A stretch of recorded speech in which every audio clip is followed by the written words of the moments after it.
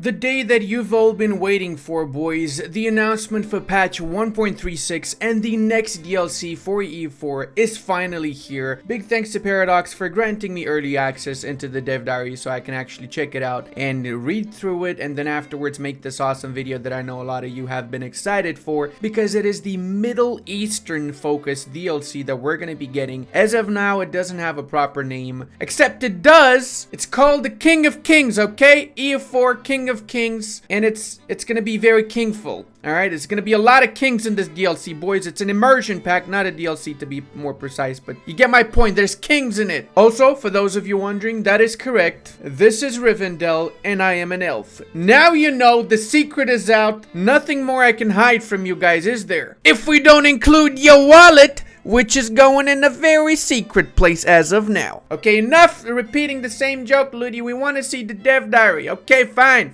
Now, boys, take note. There might be some changes between when they offered me the early access and the actual release for this dev diary. So if there are any changes, I don't want to see you in the comment section be like, yo, Ludi, the dev diary didn't say this. How did you say this, but it didn't say this? Okay, Ludi, what is going on here? Okay, just don't be that guy, all right? The dev diary starts with a massive congratulations to the game itself for celebrating 10-year anniversary, which is awesome. Congratulations to all of my EU4 fellows. You've been staring at freaking colors on a screen for the past 10 years. That's right. How many hours did you do that for? Don't tell your friends. No, seriously, don't tell your friends how many hours. No, it's not something to be proud of, okay? The third line here, they do confirm that the next immersion pack is going to be focused on the Middle East, something long awaited by the community. Can confirm. I think we've all been waiting for the Persian and the Mamelukes to actually get some flavor, and these are the first two nations we're discussing. Today we're talking about the Persians, and the next week's dev diary we're going to be having the Mameluke revamp, which is going to be an insane one, my boys. We're ready to reveal that it will be an immersion pack called the Europa Universalis King of Kings, and it can be wishlisted from today. Yeah, so I guess you can wishlist it on Steam if you want to. Ogela is going to be the first to show us the new content for the new DLC and the upcoming 1.36 patch, and we will be starting with Zaporjans, boys. Look at this Ardabili mission first and foremost, guys. Army of the Realm, Conquest Tabriz,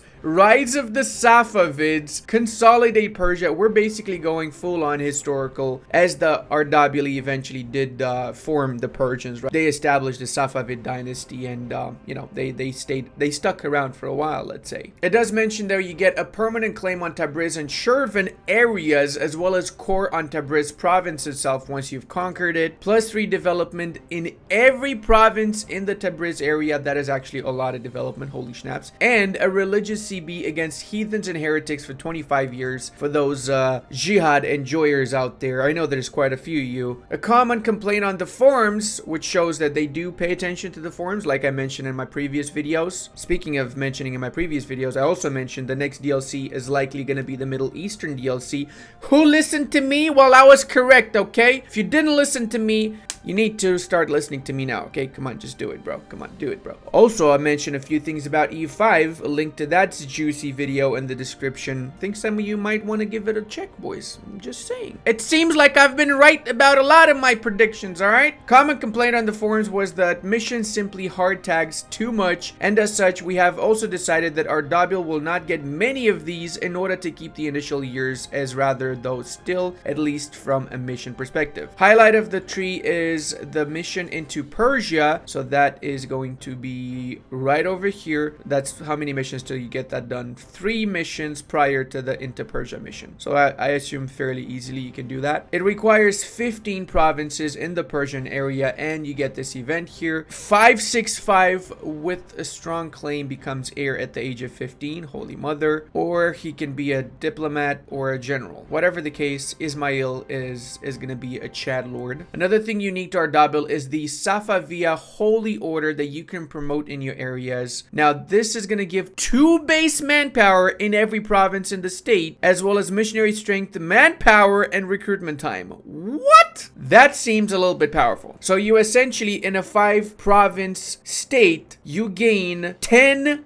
base manpower for 100 mana points. Brother, in the early campaign, that would literally cost you 500 mana points to do it, and you would only spend 100. That is a huge difference. I mean, a massive freaking difference, bro. That's gonna be really good. That's gonna turn our double into an actual proper competitor in the region very early on in the campaign itself. They do mention it's twice as expensive as normal orders, but it comes with one additional base manpower, which is a big deal. Now that we've talked about our Darbil, let's focus on the religious setup of Persia, because things have changed, boys. Look at that. We got Shias all over the place. We have the Zoroastrians over there. One thing to note is that majority of the provinces are now actually Sunni, not Shia, so they've changed that. That is due to the fact that historically the majority of the provinces got converted from Sunni to Shia after the Safavids came to power. That means after Erdabil took over and decided to, you know, change the religious outlook of the country, let's say. Persia did receive some changes to his national idea, so now you get 10% production efficiency instead of +5. Promotion of irrigation gives -5 dev cost and 15% manpower recovery speed instead of just 10% manpower recovery speed. And the Crownlands idea gives 15% national tax instead of 10%. Not gonna lie, this is pretty good, especially since it's a mixture of economic bonuses as well as a tiny little bit of manpower bonuses, right? So military bonuses. Well needed, well deserved, since Persia is usually trapped between the Ottomans and the Mughals. But to be fair, Persian ideas as they are in 1.35 are still super strong in my opinion, or at least decently strong. So having this is really good, and I think it's going to make a lot more players play in the Persian region. I know I'm going to be doing a lot of Persian campaigns after the 1.36 patch comes out, right? Now, this is what the actual Persian mission tree looks like. As you can see, it's completely different from the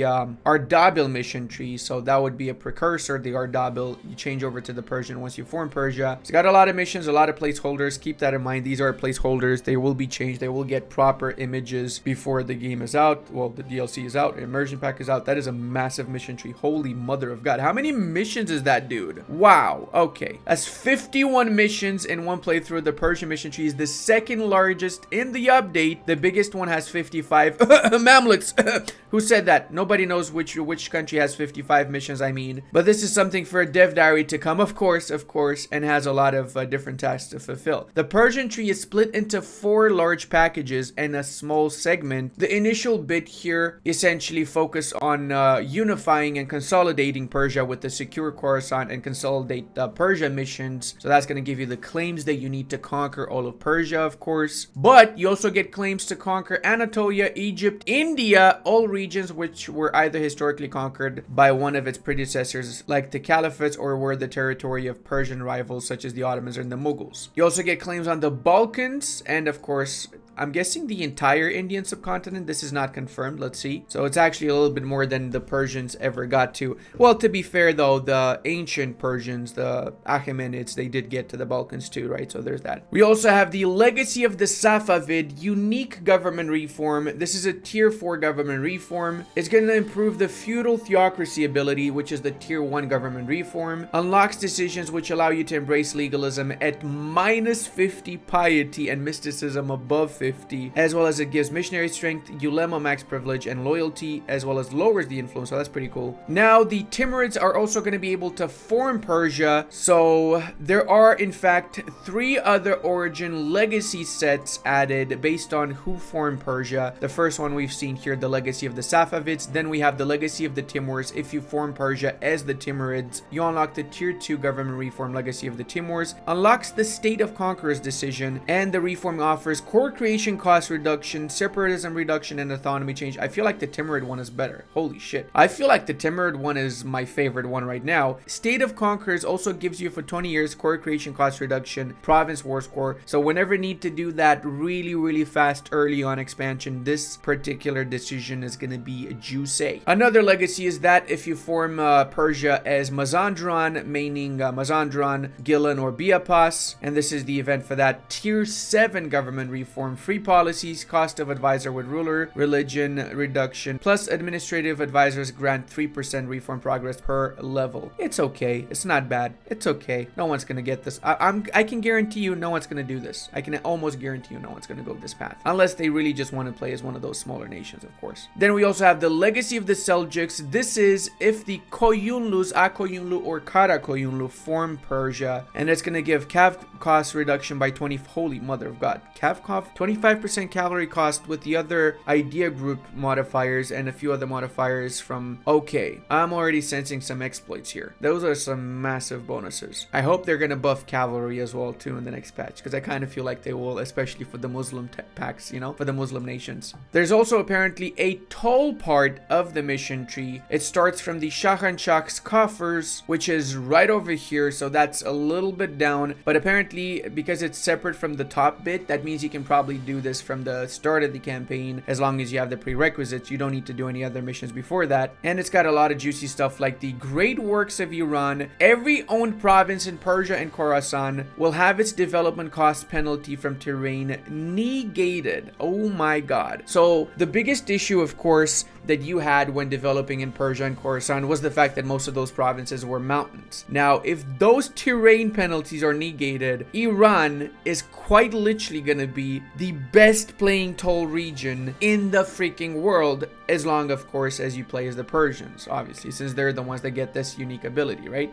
There's also some really cool missions like the Persian Rug, which offers the event Rugs of Persia, either 5 mercantilism and price of silk changes for a few years, flat out some money from provinces that produce certain goods, or a mixture of the two essentially, right? So I think obviously the first one would be the best choice here, but that's just me. Take note, the amount of money that you get is based off of the production in the provinces that you own that produce silk, cloth, and dye. So potentially if you have, say, 15 production in 20 provinces that produce those specific goods, you could get thousands, a lot of thousands of gold. So I guess in that case, it would be better to go for that option rather than the 5 mercantilism, right? There's also going to be some flavor towards getting closer relations with Ming or any of the Chinese nations. Ming is the suggestion from Ogela over here. And we also have the decision to select Grand Vizier. Now pay close attention, boys, because this is a really juicy one here. Once you do checks and balances mission, you can get this decision. It's gonna lose you 50 of each mana points, but you recruit an advisor from the estate which will serve the Grand Vizier of Persia, and it has the following effect: Monarch monthly power +1 based on the type of advisor, 10 military power per every 1 legitimacy above 100, so up to 100 military power. So you get back your mana points essentially. You get lower corruption and 1 additional specific advisor bonus. So I would say that this is really good, especially if you're playing, you know, a nation and you want to be super toll. I feel like Persia would be the choice for a properly play toll run in the Middle East, which begs the question, is the Mamluk mission tree going to be the opposite? Is it going to be the playing wide mission tree?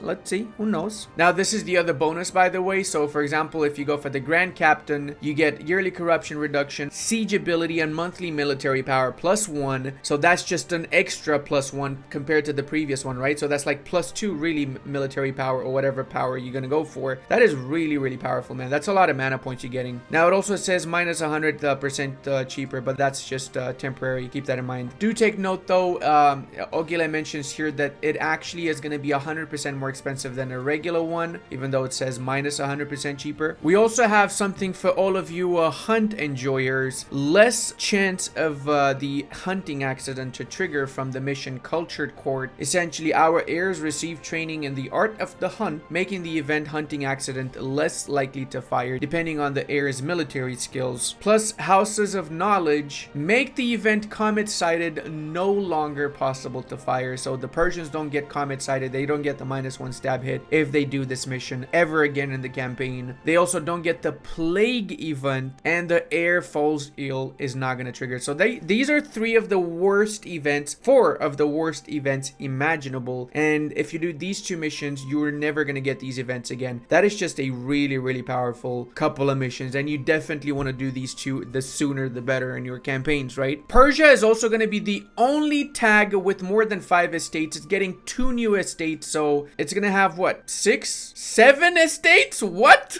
Okay, I mean, sure, that sounds sounds like a cool amount of estates to handle. Lots of bonuses, right? Oh, and the best part is that both estates are military focused, yet they represent different branches which were put at odds with each other by the Shahanshah to ensure their loyalty. So I guess there's going to be a little bit of a you get something but the other faction doesn't get something sort of situation. Basically, you're going to have to balance out what privileges you give to each of the estates, if I'm not mistaken here. And I mean, check this out. Cav compatibility, yearly army tradition, and force limit fraction percentage is huge, dude. Oh my god. Now, take note, a lot of these missions also unlock privileges specific for your estate. So you can see some of them here. If you cannot see them properly, pause the video and zoom in. That's probably the best way you can get this done. As always, these are not finalized, so keep that in mind. There might be a lot of these privileges tuned up, changed, because some of them I'm noticing here are actually quite powerful. Land fire damage and shock damage plus 20%. Brother, what? Your units are gonna get 20% more land fire and shock damage. Essentially, 12 Persians are going to be the same like 10 of any other unit in the game. That is just super powerful, brother. What the F? I feel like that's going to get nerfed for sure. The Persians also get their unique units, the Kizilbash infantry, which are going to give you plus 10% land fire damage. So this one plus the privilege based on the loyalty, it means you're going to get 30% land fire damage for Persian units. What, bro? Come on, man. Aren't we overdoing it a little bit? I mean, don't get me wrong. Please do not patch this. I want to make my video that's, you know, about how ridiculously overpowered these units are. And then after I make that video, you can patch it, please. Okay, thank you very much. Appreciate it. Now, take note, the Kizilbash is, in fact, one of the new military estates. The second new military estate is the Gulags of Persia. You need to do the Create the Gulags mission in order to unlock this third military estate. So you have the nobility, the Kizilbash, and the Gulags. And, of course, they have their own unique privileges and unique bonuses that they offer based on their loyalty, of course, and influence. I'll be honest, I don't feel like these guys have really good bonuses compared to the other ones. I mean, sure, they got some extra manpower, suppression, efficiency, national unrest, but that's completely poo-poo compared to what the Kizilbash have. Apparently, there's an elephant in the room, and Ogeli addresses it.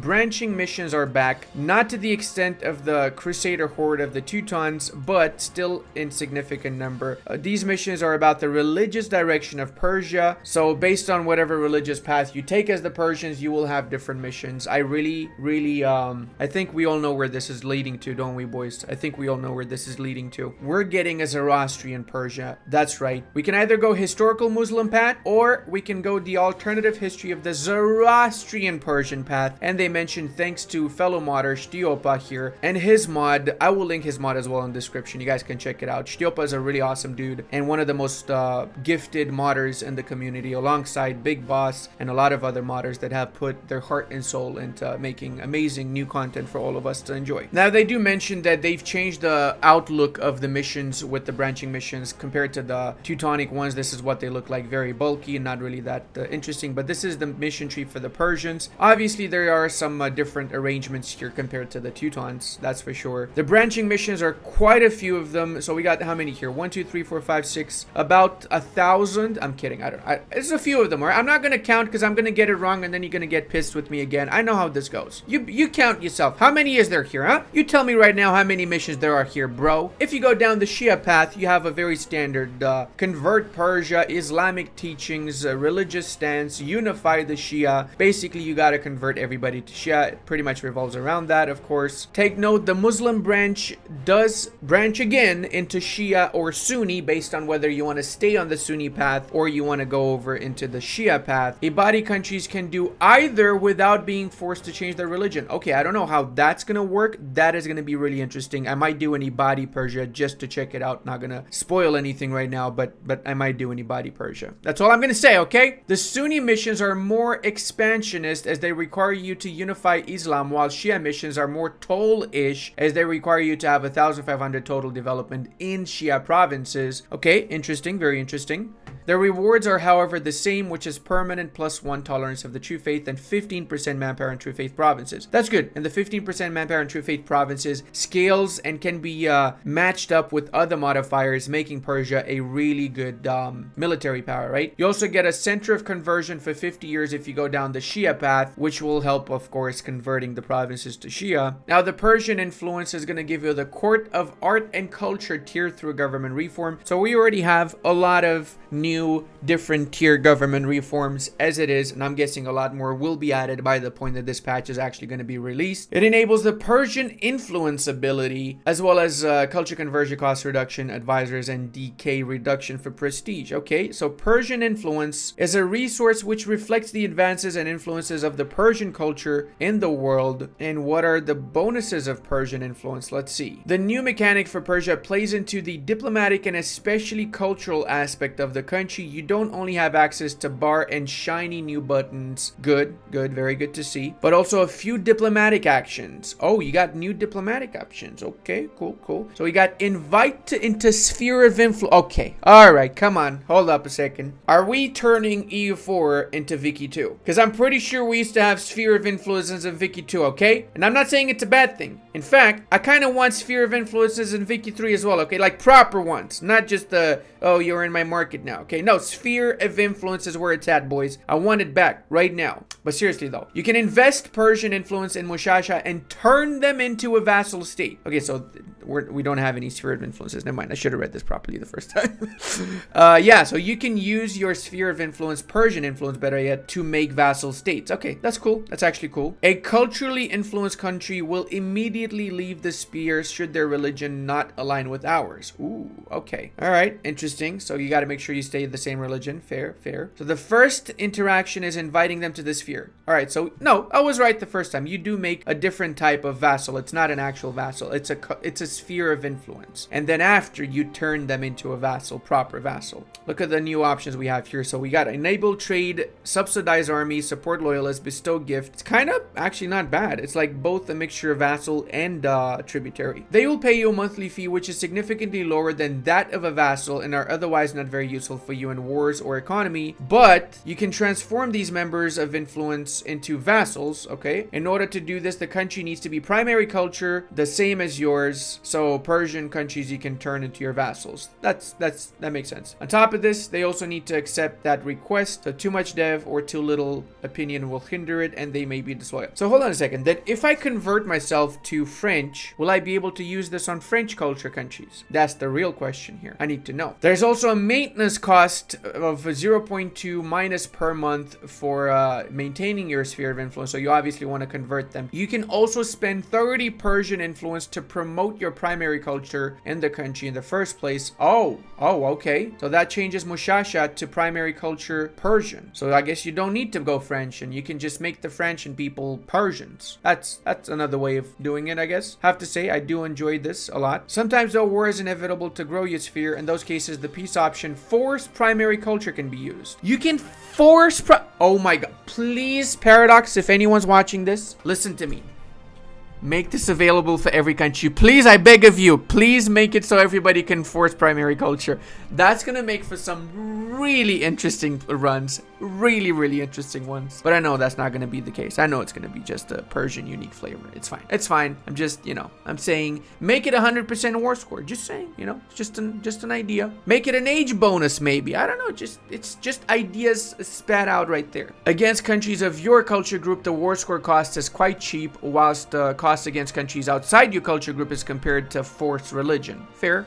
That actually makes sense. Now the buttons. So we have collect tax is going to give some money from subjects and reduces the cost of elevate influence state by 20. Every Persian subject country receives plus 50 opinion of us from the good reputation, and Persian enthusiasts offers manpower from subjects, so there's that as well. Now you gain your influence from a variety of things such as admin advisors like philosophers and artists, but apparently the main generation of Persian influence is done through the promote art decision. It's going to give you plus 20% Persian influence, as well as some interesting bonuses here until the end of the game, but it's going to come at a cost, of course. There's different promote art bonuses here. So we have, for example, promote art architecture. Whenever the completion of an art is done, you also get a bonus. So you gain, for example, a great mosque in a province once the architecture art is finished, which also offers influence and base tax, and a promotion of art event happens again, and it lets you promote another art, I'm guessing. There's apparently a new spy action that allows you to spread the true faith Cass's belly for 30 spy network. Ooh, oh, that is really juicy. Oh, that is so cheap as well. Only 30 spy network. That's basically almost a little bit more than just getting a province, right? But you cannot take provinces or make subjects. You just have to spread